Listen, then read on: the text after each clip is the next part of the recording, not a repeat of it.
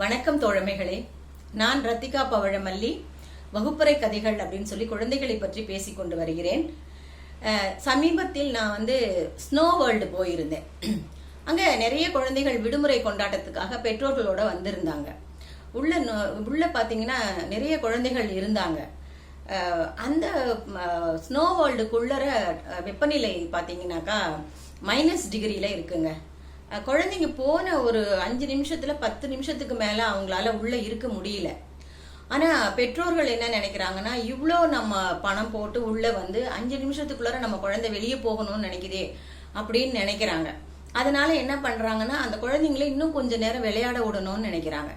அது ரொம்ப விபரீதம் ஆயிடும் அப்படின்னு சொல்லி நீங்க எல்லாம் தெரிஞ்சுக்கணும்.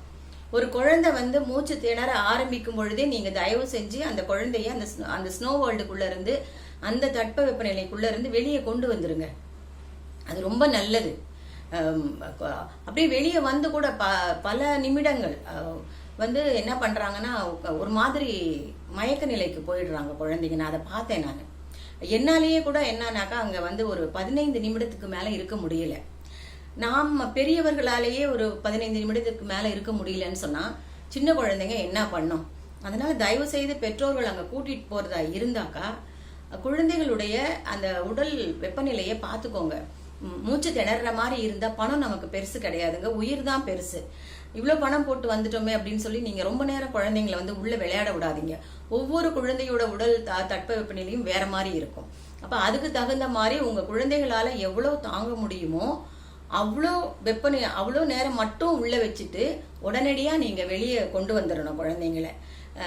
இது இன்னொன்னு அந்த ஸ்னோ வேர்ல்டு விஜிபிக்கு நான் என்ன சொல்லிக்கிறேன் அப்படின்னு சொன்னா, தயவு செஞ்சு உங்களுடைய கட்டணத்தை குறைங்க.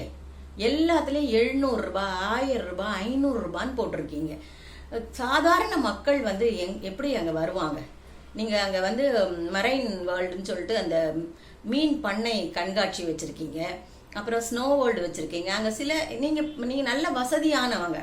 ஏழை குழந்தைங்க பார்க்கணும் அப்படின்னு நீங்க நினைக்கணும் இல்லையா? அங்க நிறைய குழந்தைகளை பெற்றோர்கள் கூட்டிட்டு வர்றாங்க. அங்க இருக்கிற அந்த டிக்கெட்டோட விலை பார்த்தீங்கன்னா கட்டணம் ரொம்ப ரொம்ப ஜாஸ்திங்க. அதை எல்லாம் நீங்க உணர்ந்து கொஞ்சம் கம்மி பண்ணணும். உங்ககிட்ட இல்லாத பணம் இல்லை. அதனால ஏழை குழந்தைகள் அவங்க பார்க்க வர்ற மாதிரி உங்களுடைய கட்டணத்தை மிக மிக குறைத்து கொள்வது நல்லது. இதை நான் தாழ்மையோடு கேட்டுக்கொள்கிறேன். நன்றி, வணக்கம்.